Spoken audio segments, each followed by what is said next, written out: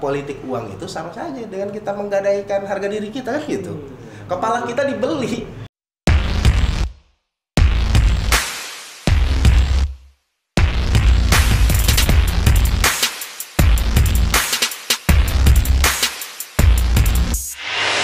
Oke, bismillahirrahmanirrahim. Assalamualaikum warahmatullahi wabarakatuh. Selamat pagi semuanya. Ketemu lagi kita dalam diskusi bincang-bincang Haris hari ini. Ya, alhamdulillahirrahmanirrahim. Semoga kita dalam keadaan sehat walafiat semuanya. Dan dalam diskusi kita di studio kita hari ini, sebelum melaksanakan diskusi, tentunya kita menggunakan protokol kesehatan. Ya, sudah disemprot disinfektan, kemudian sudah sterilisasi dan sebagainya. Nah, alhamdulillahnya hari ini saya kedatangan tamu yang istimewa. Beliau salah satu pejabat di komisioner KPU Kabupaten Serang, Komisi Pemilihan Umum di Kabupaten Serang. Nah, secara pribadi saya kenal sosok beliau sudah sangat lama sekali karena kebetulan kalau di kuliah ya junior saya, energik, muda. Wah, ini dulunya luar biasa. Ketika ada hal-hal yang harus dikritik pemerintah, beliau salah satu orang yang mengkritik dan memberikan solusi yang sangat solutif. Tulisannya sering beredar di beberapa media lokal maupun di nasional pendapatnya, dan dengan senang hati dan bangga hati hari ini saya kenalkan atas nama Jenal Mutakin. Oke. Selamat datang, Nal. Ya, siap. Sehat gimana, Nal? Kabar? Alhamdulillah sehat, Bang. Gimana sehat, kabar, Bang? Alhamdulillah sehat. Udah lama nggak ketemu gitu ya? Iya, dalam PPKM nih kita ketemunya cuman hanya lewat WA saja kan. Bener. Terus gimana nih aktivitas di KPU nih hari ini setelah pasca Pilkada Kabupaten Serang nih? Ya, kalau tahun ini selepas Pilkada gitu kan, pemilihan tahun 2020, ya kita cenderung landai lah gitu kan, lebih banyak pekerjaan-pekerjaan kita hanya seputar di persoalan administrasi gitu kan, dan kemudian juga kita juga beberapa kali melakukan FGD gitu kan, untuk mempersiapkan pemilu nanti gitu kan, seperti apa. Jadi kita harus mulai ancang-ancang ini. Oh, gitu. udah mulai persiapan ya, padahal 2021 sekarang. Iya. 2024 kan masih 3 tahun lagi lah, 2 tahun 3 tahun, tapi Ya, sudah mulai dirancang dari sekarang ya? Ya, kalau pemilu kan memang persiapannya yang lama gitu kan. Oh. Kalau nyoblosnya kan cuma beberapa menit saja gitu kan. Satu hari pokoknya ya eventnya ya. Iya. Tapi dia persiapannya tahunan ya. Iya. Sebelum ngegas ke arah sana nih, sebetulnya saya pertama harus ngucapin makasih nih Jenal, di sela-sela kesibukannya, di sela aktivitasnya bisa mampir ke diskusi kita nih di bincang-bincang Haris. Justru saya yang makasih nih, Bang, gitu kan, udah diundang ke sini gitu kan. Alhamdulillah bisa silaturahmi lagi gitu kan, dan alhamdulillah kita bisa podcast bareng lagi. Syukur alhamdulillah. Ya, jadi gini Nal, supaya teman-teman tahu nih, boleh kenalin dulu dong, misalkan singkat aja lah. Jenal, nama lengkap, kemudian tempat tanggal lahir, kemudian pendidikan gitu kan. Terus ya aktivitas organisasi lah gitu kan, kemudian baik yang internal maupun eksternal lah. Terus hobi. Gitu. Ya, kalau saya sendiri, saya tadi nama lengkap saya kan udah disebutkan, Zainal Mutakin. Nah, nama panggilan biasa dikenal nama kecil gitu. Nah, kalau nama kecilnya biasa dipanggil Jenal saja. Nah, tapi ada yang unik gitu. Saya masuk ke KPU ini punya panggilan baru. Apa dipanggil sekarang? Jackie. Oh, Jackie. Menarik juga ini gitu kan, saya masuk ke KPU dapat panggilan baru. Kenapa? Karena ada satu Jenal lagi komisioner juga kan. Ada dua Jenal misalnya. Satu lagi Jenal Mutiin. Ini Jenal Mutakin. Sama-sama beda Mutiin dan Mutakin. Nah, iya. Jadi yang satu dipanggil Jenal Mutiin tetap. Yang satu dipanggil JM, yang satu dipanggil Jackie. Nah, JM dan Jackie. Oh, gitu bedanya. Jadi inisialnya agak sedikit berubah jadinya. Benar, harusnya JM ya.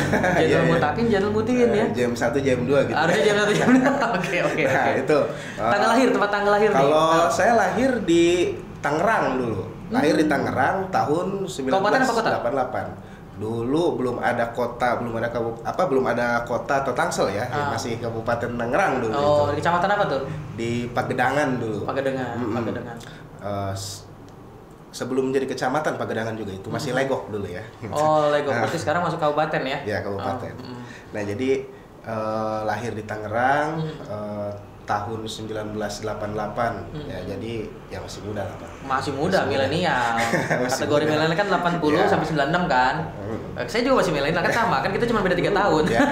Saya dulu juga pernah kuliah di Untirta Oke. di Jurusan apa dulu di Untirta? pertanian Pak. Pertanian ya? Jadi orang pertanian bukan nyangkul hari ini, jadi KPU. Jurusan apa Nal di pertanian ya? Di agro malah. Agro. Agronomi ya. Agronomi, berarti di Untirta saya pernah kuliah di jurusan agronomi, Agronomi. kemudian juga pernah kuliah di Universitas Nasional, juga di S2 di Universitas Nasional juga pernah saya kuliah di sana. Jurusan apa kalau di UNAS? Di UNAS saya ini apa namanya? Ilmu politik. Ilmu politik. Iya. Jauh banget lemparannya. Di UNAS ilmu politik. Tadinya nyangkul pertanian Politik. ke politik. Jadi nyangkul politik. Enggak. Gitu. Berkaitan, Bang. Oh, berkaitan. Di mana kaitannya tuh? Ini seru nih. Karena politik itu kan berkaitan dengan kebijakan. Nah, kebijakan ini mempengaruhi perut orang juga kan gitu. Oh, gitu. Iya kan? Betul. Nah, perut orang itu harus diisi oleh nasi. Nasi diproduksi oleh pertanian. Pertanian itu. Jadi korelasi gitu, kayak rantai makanan. Oke. Nah, kalau hobi. Nah, kalau hobi sih banyak sih Bang hobi. Makan hobi, tidur hobi gitu kan. Nikah lagi? Hah? Oh, jangan. Jangan. Saya pikir itu jadi hobi juga. Bahaya ya kalau denger istri di sini. Oh enggak, kalau nikah lagi enggak ya. Kalau nikah 1 kali itu hobi. Kalau nikah 1 kali itu keharusan, sunatullah. Satu gitu. Banyak dong. Kenapa? 1 kali banyak dong. Kalau direstui, kalau enggak kan jangan. Oh, jangan ya. Bahaya itu. Oke. Tenang saja teh. Enggak. Jenal enggak begitu tipenya, enggak ya? Enggak lah. Aman. Hobinya enggak gitu ya. Kalau yang ini, kalau hobi yang inilah, kalau makan sebenarnya bukan hobi itu malah hobi. Keharusan. Makan itu kewajiban ya kan. Kebutuhan itu. Sunatullah itu makan, lapar orang enggak ada. Ya. Yang paling lagi inilah. Ya olahraga lah saya hobi. Sepedahan saya hobi gitu Oh, kan. Nah, cuman hobi ini gara-gara pandemik nih jadi sepeda enggak, juga? saya justru bersepeda itu jauh sebelum pandemi, beberapa tahun dari kecil juga suka sepedahan gitu kan. Nah, cuman karena pandemi gitu kan, nah lebih sering sepedahannya. Oh, karena gitu. banyak aktivitas harus ini ya, jaga imun gitu ya. Jaga imun. Oke. Jadi lebih sering sepedahannya. Nah, ini udah 2 bulan lebih lah. Ini udah jarang bersepeda lagi. Oke. Nah, kalau aktivitas nih selain KPU, jadi komisioner KPU, di mana aja nih aktivitas selain KPU atau sebelum jadi KPU? Kalau aktivitas saat ini, karena memang gini ya, di KPU itu ada ketentuan bahwa harus bekerja penuh waktu gitu kan. Nah, kita juga sudah fakta integritas. Nah, saya ingin coba konsisten dan komitmen saja dengan amanah yang diberikan kan gitu. Berarti ini saya tahu jawabannya ya. Ya. Kenapa nggak ngajar-ngajar di sini lagi ya? Nah, sebelumnya saya ngajar di STISIP jadi anak buahnya Pak Haris ini. Iya, memang tanggung jawab itu berat. Tapi kalau diundang jadi dosen tamu untuk sosialisasi tentang kepemiluan boleh dong. Ya kalau Masih koridor itu loh. Kalau untuk tetap ngajar gitu kan mungkin enggak dulu Bang ya. Tapi kalau misalkan kita Diminta melakukan sosialisasi dosen tamu gitu kan. beda loh itu kan. Kalau untuk jadi dosen tamu nanti dulu Bang. Oh, belum boleh juga. Nanti dulu. Ada SPPD-nya loh. Hah? Enggak, kita jangan bicara SPPD. Oh, enggak ya, pengabdian. Karena apa ya? Berbicara sosialisasi gitu kan bagi kami ini anggota KPU itu adalah Tugas, kemestian ya? gitu kan, Oh, tugas. iya, tugas, ya, oke. Kita sudah digaji gitu kan. Ngapain juga kita mikirin yang begitu-begitu. Kalau itu kan bonus saja Bang. Bonus ya. Gitu ya. Hak nggak kemana ya? Ya. Iya, oke, good banget nih. Oke, nah selanjutnya ini dong nih sebetulnya kenapa saya ngundang Jenal, ada berapa keresahan sebetulnya. Saya kalau udah resah tuh kan butuh teman curhat. Iya. Nah curhatnya hari ini ya supaya orang lain juga denger juga curhatan kita nih kan. Nah ada berapa hal nih Nal, terutama ada kaitannya dengan KPU dan pemilu. Nah kita memperhatikan nih ya, kemarin kan jargon-jargon dalam pilkada pemilu 2019 ya, pilpres, kemudian pemilu dan pemilu kada kemarin di Kabupaten Serang, banyak sekali semua jargon para calon itu mengatasnamakan milenial.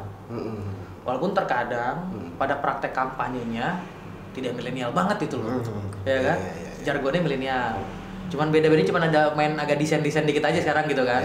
Tapi pembaruan terhadap visi, program sebagainya ini jadi masalah nih kan. Nah, Tapi nggak ke situ kita arahnya sebetulnya. Yeah. Saya pengen lebih banyak diskursus nih terkait dengan informasi dari Jenal, terkait dengan posisi kaum milenial sih. Ini penting nggak sih dalam pemilu sebetulnya? Menentukan nggak sih? Penting sekali, Bang. Penting sekali ya? Penting sekali. Menentukan juga nih? Iya, karena dari beberapa riset gitu kan yang keluar itu dari beberapa lembaga, kaum millennials ini juga cukup signifikan pengaruhnya gitu kan terhadap partisipasi itu. Nah, ya kan kita katakan kaum millennials itu dia sudah remaja di tahun 2000 lah ya, gitu kan, betul, sampai ke sini. Artinya dia mengikuti perkembangan baik itu sosial, politik dan lain sebagainya gitu kan. Nah, justru sangat mempengaruhi.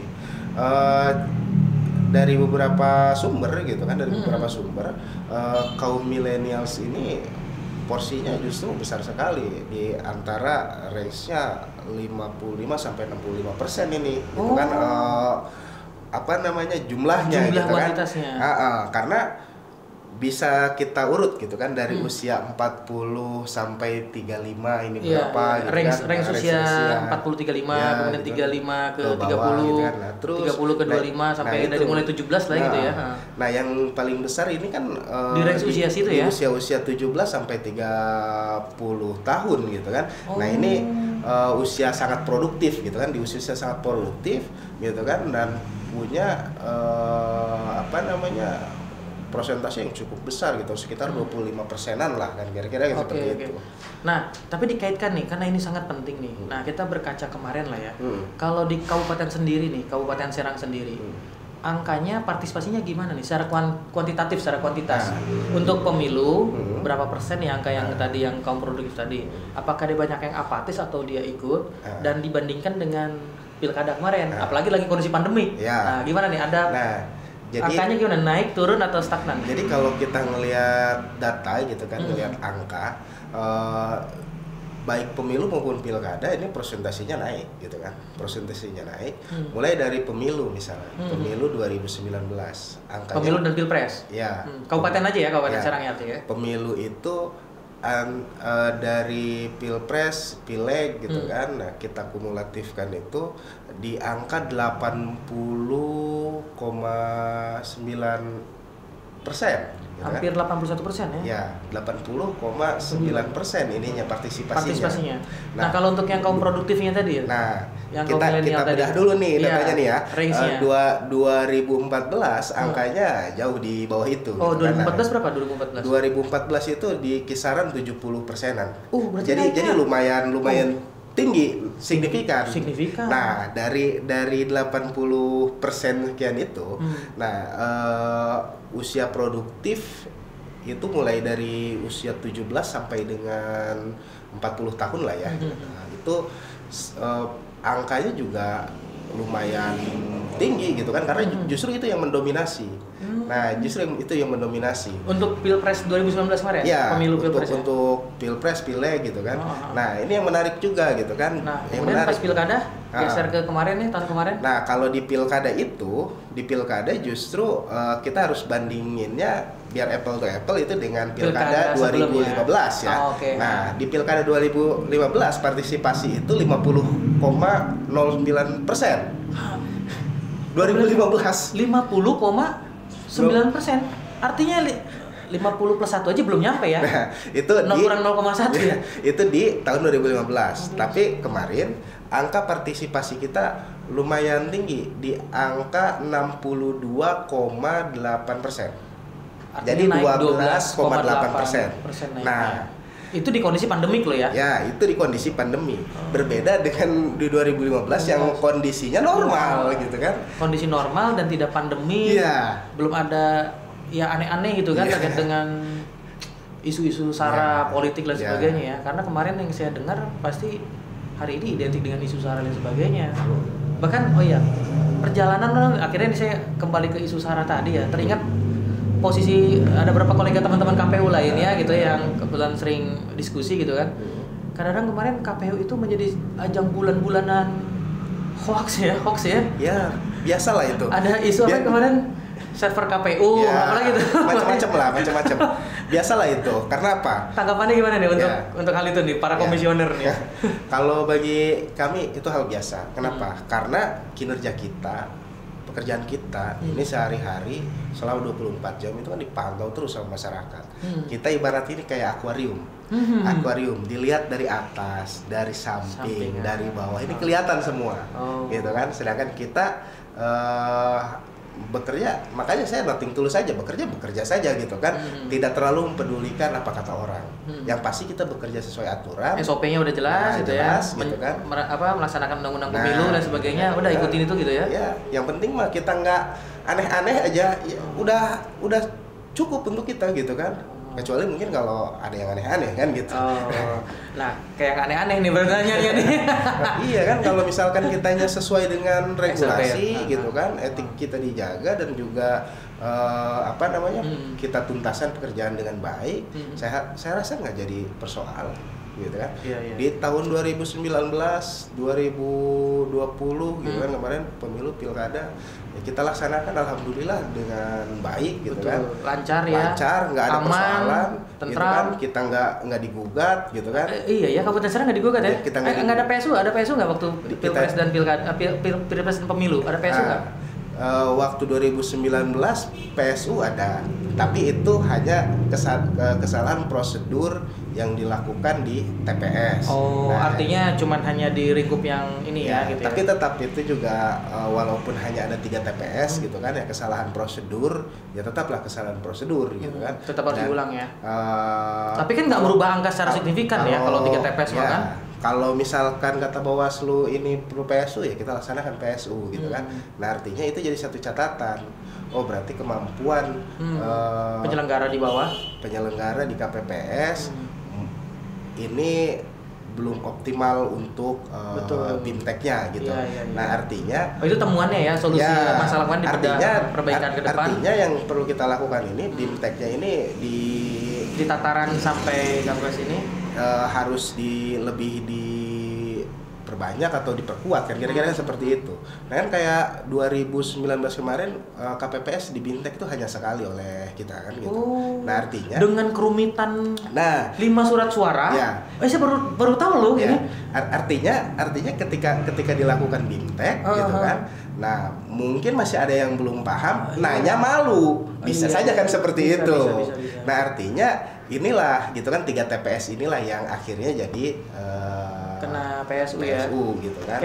Kalau yang lain saya rasa nggak ada persoalan. Nah kemudian di pilkada kita PSU nggak ada di pilkada ya. Di 2020 kita nggak ada. Gugatan dari yang kalah?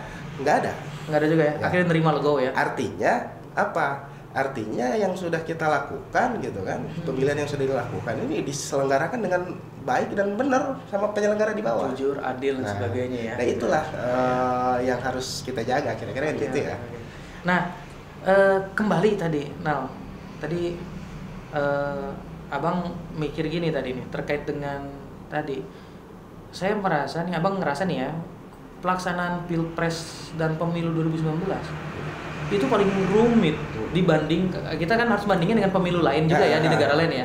Kita bandingkan Indonesia dengan beberapa negara, contoh di wilayah Asia Tenggara. Saya baca juga literasi di beberapa, apalagi kalau dibandingkan negara maju Eropa. Mereka sampai membuat statement dan mereka salut kepada KPU di Indonesia dengan kerumitan Indonesia, dengan jarak Indonesia yang luas, yang luar biasa, dan jumlah TPS 800.000 lebih se-Indonesia gitu kan.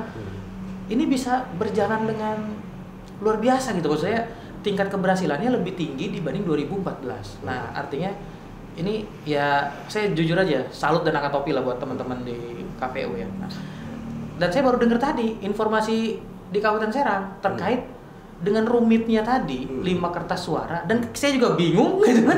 Kita bingung, apalagi yang kebayang saya KPPS ya, mereka mensosialisasikan kepada warga masyarakat, dan Indonesia nggak sama gitu loh. Artinya ada yang paham, apalagi yang udah, maaf ya, misalnya yang udah usianya sudah sangat lanjut, kemudian ada yang tidak bisa membaca, kemudian ada yang buta warna, ada yang inilah, berbagai macam inilah. Tapi cuma 1 kali di BIMTEK dan hanya 3 PSU, itu kalau buat saya ya kita harus bandingkan dengan fair gitu ya. Kalau buat saya itu prestasi. kalau pribadi saya menilai ya, bukan saya mau mengagungkan enggak, tapi kalau kita bandingin, kecuali BIMTEK-nya 10 kali, gitu kan. Ini udah BIMTEK 10 kali, masih salah prosedur atau kebina-bina ya, gitu kan. Bodohnya itu kebangetan menurut saya gitu tuh. Kalau menurut alasannya prosedur kan bodoh banget itu kebangetan. Kok ini cuma 1 kali? Saya bilang itu dalam batas kewajaran gitu kan. Ya, karena memang ini kita juga ngerekrut KPPS terutama ya, ngerekrut KPPS itu pertama kita minta usianya itu range-nya dari usia 17 sampai 50 tahun maksimal. Oh, maksimal 50 tahun. Artinya apa? Biar nggak terjadi hal-hal yang nggak diinginkan, kira-kira gitu. Nah, kemudian kalau di usia rentang itu, insya Allah orang-orang juga bisa pada baca, kecuali kalau yang usia udah lanjut kan. Iya. Itu rata-rata kan di kita itu seperti itu. Kalau usia muda rata-rata sekolah dan juga bisa baca gitu. Iya. Nah, itu makanya kita ngerekrutnya yang usianya muda-muda. Makanya di pemilu kemarin itu banyak sekali KPPS yang baru lulus sekolah gitu kan, yang baru atau masih kuliah gitu ya, ikut serta ya. Oke. Nah, artinya cepat juga mereka menangkap. Nah, kalau perkara tadi gitu kan, orang itu kan ada ini ya, orang-orang macam-macam gitu kan, kapasitas menangkapnya. Betul. Itu kan mungkin kurang dilakukan 1 kali gitu kan, mungkin ke depan bisa dilakukan BIMTEK-nya ini 2 atau 3 kali gitu kan sebelum mereka idealnya berapa idealnya BIMTEK idealnya berapa kali? Kalau BIMTEK penyelenggara itu saya rasa pembekalan untuk jadi penyelenggara 3-5 kali cukup nggak kira-kira idealnya? Kalau menurut saya itu terlalu banyak kalau 5 kali. 2-3 kali saya sudah cukup sebetulnya. Oh, 3 kali lah ya. 3 kali lah. Nah, artinya pematangan lah, yang ketiga pematangan gitu kan. Yang pertama mungkin pengenalan sambil uji coba training lah gitu ya. Nah, kedua mungkin juga berjenjang gitu kan BIMTEK-nya. Kalau misalkan BIMTEK pertama itu dilakukan oleh langsung misalkan oleh kita KPU, nah BIMTEK kedua atau ketiga itu bisa dilakukan oleh PPK atau PPS gitu kan. Nah, sehingga biar lebih teknis lagi di bawah ya, PPK dan PPS. Gitu kan. Oke. Yang ketiga mungkin finalisasi kan. Bagaimana sampai ya kalau ada konflik, ada apa kan yang paling rawan kan konflik. Ya, betul. Apalagi namanya suara. Ya kan? Karena suara dibeli enggak ya. Kalau suara takutnya yang pemainnya. Kalau KPU mah enggak kan. Kalau suara itu kan ya kita fair lah gitu kan. Biaya politik kan mahal. Mungkin ada juga yang seperti itu gitu betul, kan, betul. Kontestan itu atau ini. Tapi yang pasti KPU itu selalu mensosialisasikan agar tidak terperangkap money politik. Nah, itu. Tapi masih ada nggak sih? Ini kayak kentut gitu kan, nggak bisa terlihat. Ini agak sensitif ya. Kayak kentut kan ya, tidak terlihat, tapi dirasakan. Bahkan konyolnya ada yang menanti-nantikan loh. Kok lu ada serangan fajar gitu ya? Ada nggak gitu? Itu fenomena di masyarakat. Gimana nih menurut saya katakan jujur ya, hal demikian tuh ada. Hal demikian tuh ada. Tapi nggak terlihat, gaib. Bahkan kita dari KPU saja kalau melakukan sosialisasi itu, kita kalau melakukan sosialisasi, kadang-kadang ada masyarakat yang nanya, gitu kan? Ada masyarakat tanya, dari calon mana katanya ini? Oh, padahal KPU. Padahal KPU kita ini apa namanya sosialisasi, gitu kan? Jadi KPU yang sosialisasi disangkain dari calon. Calon mana katanya ini? Atau lumayan aja kata 5 beras mah. Katanya gitu. Kira-kira. Terus ada pula yang nanya gitu, ada amplopnya enggak ini segala macam kan gitu. Macam-macam lah gitu kan fenomena di bawah itu. Ya, emang kita lihat ada yang seperti itu. Nah, cuman lagi-lagi ketika kita sosialisasi, makanya kita sampaikan. Kalau itu urusan jadi Bawaslu ya. Kalau ada pelanggaran Bawaslu yang kita upaya kita preventif gitu kan. Nah, kalau Bawaslu itu mulai dari preventif sampai dengan action penindakan gitu. Ya. Nah, kalau kita itu lebih kepada pendidikan pemilih. Misalkan kita sosialisasi masyarakat. Nah, kemudian kebetulan ada yang nanya seperti itu, walaupun nggak ada yang nanya seperti itu pun pasti kan kita sampaikan diberikan ya bahwa politik uang itu sama saja dengan kita menggadaikan harga diri kita kan gitu. Kepala kita dibeli gitu. Dan lebih murah. Misalkan 100.000 bagi 5 tahun. 16.666, gue udah ngitung tuh. Per tahun loh. Jadi dibagi lagi. Jadi per hari ini dibagi 365 hari itu Rp45. Nah, dibagi per jam Rp1,9. Nah, Ini kan harga diri kita per jam Rp2. Atau kayaknya kalau pakai micet mahal-mahal itu. Mungkin banyak juga masyarakat yang tidak berpikir seperti itu. Iya, Jadi ketika kita sampaikan nih, betul. Ketika kita sampaikan, kalau kita mau dikasih amplop gitu kan, dikasih uang sama calon, ini sama aja kita dibeli kepalanya. Kalau kita dibeli kepalanya, artinya harga apa? diri ya dibeli nih. Harga diri dibeli. Kalau udah dibeli, orang itu nyari kembalian kan gitu, nyari untung. Balik modal, kan harus cari gitu. balik modal ya. Gitu. Karena udah dibeli kan dianggap punya dia gitu kan, sudah dia nggak punya kewajiban untuk merawat gitu kan, untuk karena apa? Kan udah dikasih uangnya. Udah dikasih uangnya. Nah artinya inilah banyak fenomena akhirnya sekarang gitu kan, kepala daerah yang atau anggota ditangkap DPRD, KPK kan gitu. Anggota DPR RI, DPRD gitu kan. Artinya karena kos politik yang mahal tadi. Nah tadi saya bilang kan, pemilu itu berkaitan dengan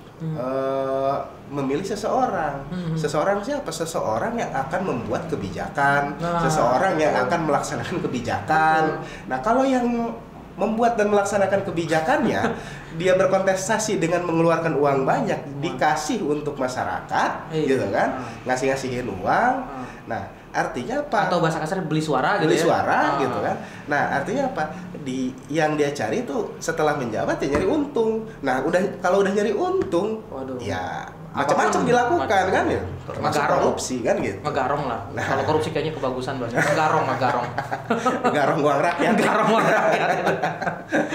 Gitu. Nah artinya masyarakat juga harus melek. Kalau misalkan dia menyalurkan suara, salurkan suara ke aspirasi politiknya dengan benar, sesuai dengan pilihannya. Nah kalau misalkan dia tidak melakukan pilihan gitu kan, karena pusing terlalu banyak orang yang dipilih misalkan kan gitu, nah dan akhirnya apatis gitu kan, itu bukannya gede kayak kertas koran kan. Gimana itu kita aja yang udah gini, kita udah tahu bisa memilih partai ini nomor ini gitu. Masih nyari di sebelah mana gitu. Nah artinya itu ya, kalau kita melakukan pilihan gitu kan, nah artinya kita pilih dan salurkan suara dengan benar. Kalau misalkan kita bingung, kita kan bisa nyari informasi, browsing atau lain sebagainya kan gitu. Hari ini apalagi kalau milenial mah nggak ada alasan untuk nggak paham gitu ya. Gitu. Karena literasi dia udah kadang-kadang orang apatis itu bukan karena nggak mau milih, Bang. Oh, kenapa tuh? Karena ribet. Bener nggak? Gue baru kepikiran loh. Karena ribet. Karena gitu. Selama ini gue berpikirnya gini, orang apatis itu karena nggak seideologi lah gitu. Ada. Lu iya, itulah gitu kan. Kalau dipresentasikan itu yang begitu tuh ada sekian persen gitu kan. Tapi ada juga yang ribet. Nah, ini paling besar justru ini. Oh gitu. Ribet banyak katanya kan gitu. Ribet. Sama aja lah semua jadi juga gitu ya. Udah jadi mah sama aja gitu kan. Udah ribet lah, terus apa? Nggak ketemu. Pusing lah. Ceplos semua gitu. Kalau udah seperti itu, kalau udah apatis gitu gimana? Artinya kita abstain menentukan pilihan kita gitu kan. Nah, kalau orang yang salah yang terpilih, artinya yang jadi akhirnya nggak ngerti apa-apa nih. Gimana tuh konsekuensinya? Artinya kita yang nggak milih gitu kan, orang yang nggak milih juga kena konsekuensi itu. Ikut bertanggung jawab karena orang yang salah yang terpilih kan gitu. Jadi jangan protes lagi mereka. Nah, ketika jalanan masih rusak gitu ya? Bukan jangan protes, artinya harusnya ini yang dipahami sama masyarakat kan gitu. Artinya ada yang dikorbankan kalau kita tidak menentukan pilihan kan gitu. Itu Bang. Gitu. Berarti memang berat juga tugas KPU. Iya. Nah, artinya sosialisasi kita sampai ke sana gitu kan. Cocok dulu gitu. Nah, ini pertanyaan inti nih, saya sengaja saya taruh nih. Karena KPU itu tempat sentral nih, apalagi dalam pemilihan kayak tadi ya. Kalau masyarakat tadi oke lah ya, kita sosialisasi, partisipasi dan sebagainya. Pernah nggak sih misalnya Jenal sebagai anggota komisioner gitu kan, atau ada kolega atau teman gitu yang dapat presseran gitu, secara langsung gitu untuk menangkan calon ini gitu? Ya kalau pressure itu dari berbagai sudut lah gitu kan. Oh, ada ya? Dari berbagai sudut, cuman caranya berbeda-beda gitu. Kalau yang paling halus, bukan gaib, paling halus kayak gimana contohnya gitu? Ada yang dengan cara halus gitu kan. Kayak gimana contohnya? Kita misalkan ngajak ngopi, pengen ketemu segala macam. Oh, itu ngajak? Gitu. Nah itu bagi kami itu sebuah tekanan kan gitu. Artinya apalagi dari apa namanya kontestan atau lain sebagainya. Namun kalau ngajak podcast, secara halus juga dong. Kenapa? Ngajak podcast itu. Ini tiba-tiba gue nyalon wali kota mau bupati jadi enggak ya? Enggak ada calon. Enggak ada calon. Kan gue belum deklar kan. Nah, enggak juga ya kan. Belum masuk tahapan pilkada. Oh, belum. Jadi aman kita ngobrol lagi aman.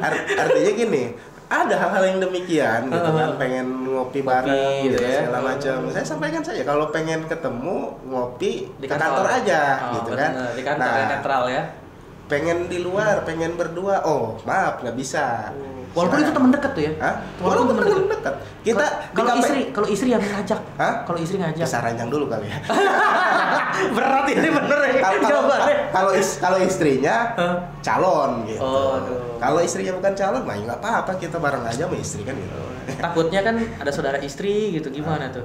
Kan ada juga justru itu tantangan kita gitu kan. Justru itu. Kalau misalnya Jenal nggak gitu, tapi kan kolega yang lain mungkin ada gitu kan. Saya rasa sih ya, kalau di Kabupaten Serang itu bisa menjaga gitu kan integritasnya masing-masing gitu.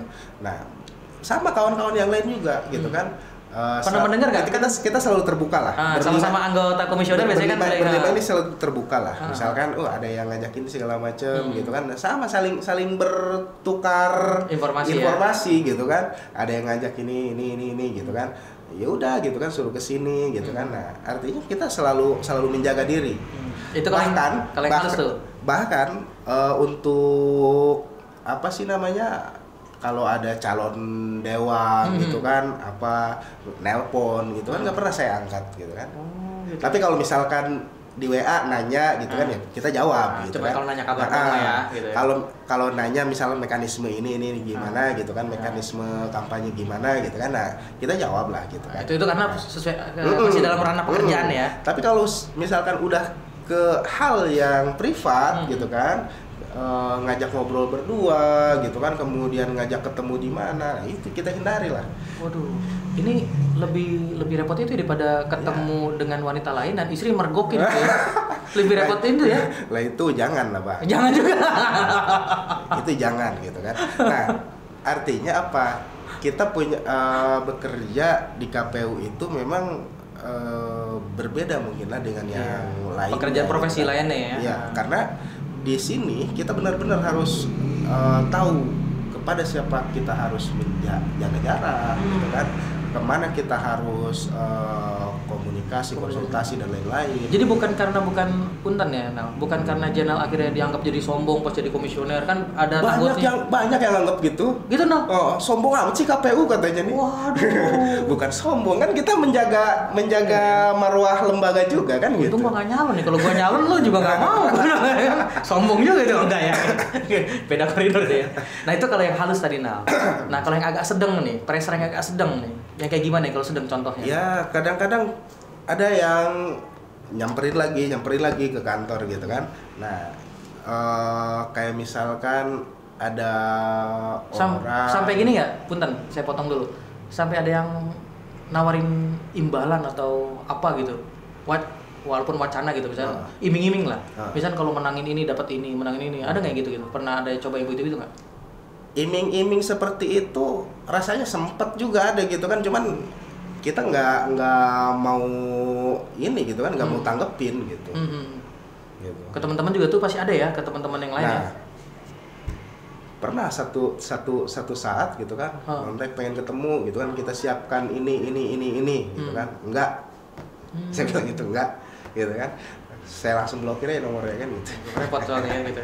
Iya, artinya apa? Artinya kita sudah bersumpah di sini, sumpah jabatan gitu kan, kemudian juga kita sudah berjanji fakta integritas kita tanda tangani gitu kan. Betul. Nah, artinya kita harus jaga amanah itu gitu kan. Orang udah ngasih amanah ke kita gitu kan, pimpinan kita di KPU RI ngasih amanah ke kita harus jaga gitu. Oh iya.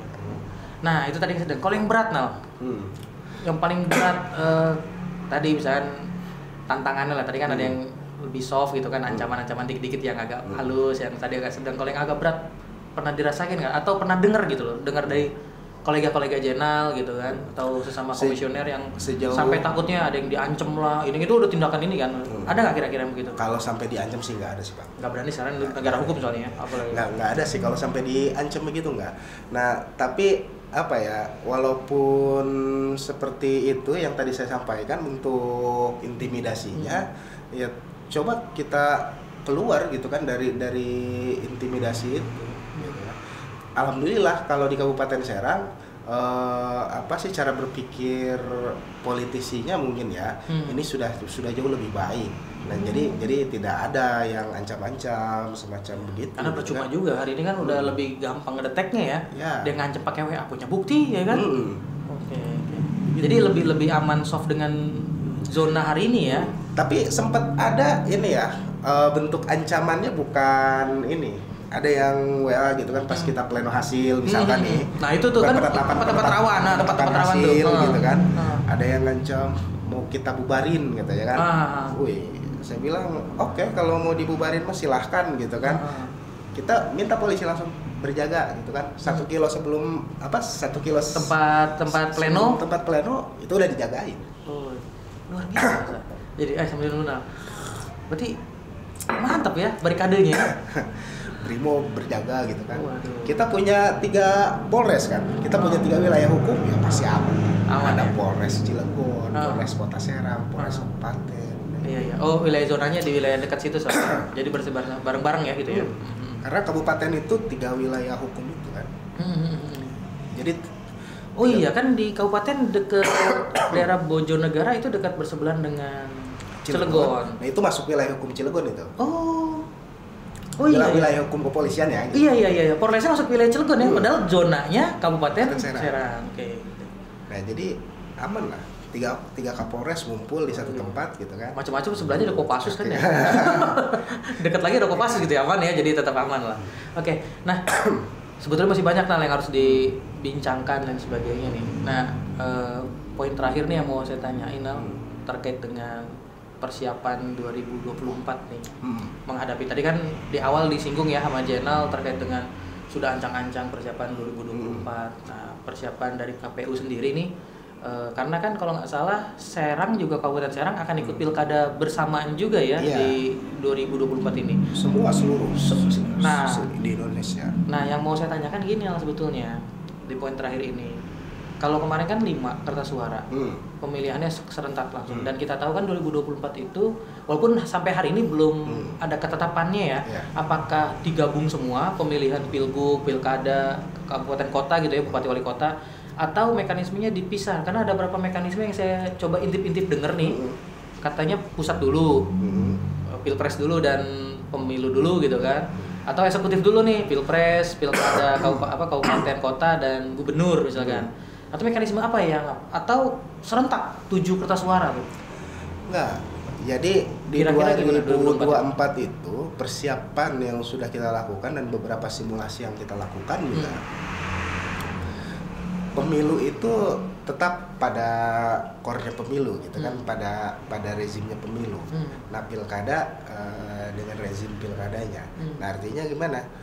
Pemilu itu dilaksanakan ya presiden, kemudian DPR RI, DPRD provinsi, ya DPRD provinsi, kabupaten, DPD gitu 5 kan. Tetap ya. Nah, itu dilaksanakan dalam satu waktu. Karena acuan kita masih tetap pada Undang-Undang 7 2017 ya, karena tidak direvisi. Oh, belum direvisi sampai hari ini belum? Sampai hari ini belum. Nah, artinya apa? Artinya kalau merujuk pada Undang-Undang 7 2017, pemilu itu ya itu. Berarti pemilu tetap pusat tetap serentak di satu waktu. Nah, mungkin bukan ini apa sih namanya persiapan yang sudah kita lakukan itu pemilu itu lebih dulu, kemudian setelahnya pilkada. Jadi pusat dulu artinya buat pemilu pusat dulu 5 suara tadi, 5 kertas suara tadi, habis itu pilkada nih menyusul nih. Ya, karena apa? Kalau pemilihan gubernur sama kabupaten kota, bupati wali kota. Nah, itu kan berkaitan dengan syarat dukungan partai politik juga kan. Nah, partai politik itu kan adanya di pemilu ya. Nah, berarti Pilpres juga gimana? Kan Pilpres juga harus parliament threshold 20%. Nah, berarti harus pemilu dulu DPR RI atau presiden. Kalau kita ngelihat di Undang-Undang 7 2017, parliament threshold-nya mengacu kepada pemilu sebelumnya kan gitu. Oh, berarti pakai pemilu yang 2019 kemarin. Ya, kalau kan untuk gitu. untuk presiden. Presiden threshold-nya gitu kan. Untuk presiden ya. Tapi kalau untuk gubernur, wali kota itu mengikuti hasil dari pemilu yang berjalan. Nah, artinya apa? Artinya pemilu dulu dilakukan gitu kan. Nah, setelah hasilnya ditetapkan, nah baru ini proses pilkada setelahnya kan gitu. Nah, artinya apa? Artinya inilah yang selalu kita simulasikan di internal KPU gitu kan. Ada yang berbenturan tidak tiap tahapan di pemilu ataupun di pilkada. Nah, itu yang dikhawatirkan itu kan berbenturan satu sama lain. Nah, berarti kalau boleh tahu bocorannya terakhir nih, apakah berarti kan tadi udah tahu ya, misalnya ini berarti pemilu duluan baru pilkada nih. Kira-kira di bulan apa tuh? Nah, kira-kira ancang-ancang kira-kira. Pelaksanaan pemilu itu waktu sudah beberapa kali RDP ya, antara KPU RI, Mendagri gitu kan, kemudian DPR RI, nah juga Bawaslu RI dan juga DKPP ini RDP gitu kan di DPR RI. Nah, ada beberapa opsi waktu gitu kan. Nah, dulu pertama sekali gitu kan muncul opsi di bulan Februari dan juga November gitu kan. Nah, tanggalnya kemudian muncul gitu kan. Muncul di sekitaran tanggal 28 Februari sampai 28 Februari untuk pemilu dan Novembernya 27 November untuk pilkada. Nah, itu kemudian RDP pertama. Kemudian muncul lagi gitu kan, tanggal baru lagi 21 Februari dan 27 November kan gitu. Nah, kemarin muncul lagi gitu kan yang diusulkan oleh Mendagri gitu kan. Dan kata Mendagri lebih baik digeser ke bulan April katanya. Nah, artinya sekarang kan masih berubah-ubah ya. Nah, kita belum tahu pelaksanaan pastinya kapan karena tapi pada kuncinya pusat dulu tentunya, baru daerah gitu ya. Itu kuncinya di situ ya kuncinya. Ya. Jadi begitu pelaksanaan pemilu dan pilkada di 2024 kira-kira seperti itu. Berarti tadi opsi yang terakhir itu yang ditawarkan di bulan April untuk pemilu dan pilkada di bulan ini masih belum pasti, saya bilang belum pasti karena apa? Yang namanya rapat ini masih bisa terus berubah-ubah, gitu kan? Karena berbagai macam pertimbangan ya, bukan kepentingan, pertimbangan. Semuanya ini akan valid ketika sudah diketuk palu, undangkan, gitu kan? Sudah diundangkan, bisa dilaksanakan aturannya. Kan ini hanya masih sekedar rapat, gitu kan? Nah, jadi belum dituangkan. Oke, Nal, terima kasih banyak. Sebelum saya tutup nih, minta closing statement dulu dong dari Jenal, terutama untuk kaum milenial dan pesan-pesannya terkait dengan pemilu yang akan datang. Supaya tugas kita bersama-sama nih, Jenal sebagai KPU, saya juga sebagai akademik gitu ya. Tugas kita kan mensosialisasikan terus ini gitu kan. Jangan sampai mereka apatis pemilu. Nah, boleh Nal, closing statement dong? Boleh. Saya harap teman-teman masyarakat khususnya di Kabupaten Serang ini lebih terbuka lah, bisa lebih terbuka kepada pemilu ya dan pemilihan. Kenapa? Karena apa yang kita pilih ini orang-orang yang akan menentukan kebijakan baik pusat maupun daerah gitu kan ke depan. Nah, karena orang yang membuat kebijakan dan juga yang akan melaksanakan kebijakan ini dipilih, maka kita harus terbuka secara pemikiran dan juga kita mau datang ke TPS nanti untuk memberikan pilihan atau nyoblos gitu kan. Nah, artinya sebagai kaum millennials ini harus jauh lebih berpikir secara kritis. Apa manfaatnya pemilu ataupun pemilihan? Nah, harus jauh lebih tahu gitu kan, karena banyak informasi yang bisa kita akses dari gadget. Bayangkan saja kalau misalkan kita memilih orang yang tidak tahu apa-apa, jadi membuat kebijakan atau melaksanakan kebijakan, wah gimana nanti gitu kan nasib kita sebagai rakyat. Nah, justru sebagai rakyat ini kita harus ngasih masukan gitu kan. Penentu ya. Ngasih masukan. Oh, ada yang kurang baik ini dalam apa sih namanya, dalam visi misinya atau kayak gimana. Nah, itu masyarakat lah yang menentukan. Kalau orang yang sudah dipilih di tahun 2019 ini kinerjanya tidak bagus, itu kan bisa jadi punishment juga atau sanksi bagi mereka kalau tidak dipilih oleh masyarakat sekalian gitu kan. Oh, berarti kinerjanya buruk kalau tidak terpilih. Itu kan konsekuensi evaluatif lah seperti itu. Jadi bagi saya masyarakat Kabupaten Serang jauh lebih pintar, lebih cerdas, lebih matang dalam berpikir, apalagi dalam politik gitu kan. Nah, sehingga bisa jauh lebih terbuka dan mau datang ke TPS. Nah, itulah harapan kita di KPU, masyarakat ini bisa jadi penentu atau ujung tombak demokrasi kita. Oke, terima kasih Jenal Mutakin atau Jeki karena tadi ada 2 supaya nggak salah nyebut saya atas kehadirannya Jenal di studio kita dan di bincang-bincang Haris ini. Mudah-mudahan sehat selalu dan diberikan kelancaran dalam tugas-tugasnya. Amin. Terima kasih juga udah diundang ke sini nih, Bang. Sama-sama. Dan mudah-mudahan terus berlanjut di KPU untuk menjaga integritas dan sebagainya dalam menjaga pemilu. Nah, oke. Mungkin itu saja pemirsa dalam bincang-bincang Haris ini, diskusi kita yang pada episode kali ini kita kedatangan tamu dari Komisi Pemilihan Umum Kabupaten Serang, dan semoga diskusi ini membawa kebermanfaatan. Dan tadi pesannya terakhir, kita jangan apatis pada pemilu, dan satu suara kita itu menentukan kemana arah nasib bangsa kita. Karena dari pemilu akan dilahirkan sebuah kebijakan-kebijakan yang nantinya akan dirasakan langsung oleh kita, baik langsung maupun tidak langsung. Sekian dari saya akhiri, dan mohon maaf sekali lagi atas segala kesalahan-kesalahan dan khilafan yang ada dalam diskusi ini. Saya tutup. Bila taufiq wal hidayah. Wassalamualaikum warahmatullahi wabarakatuh.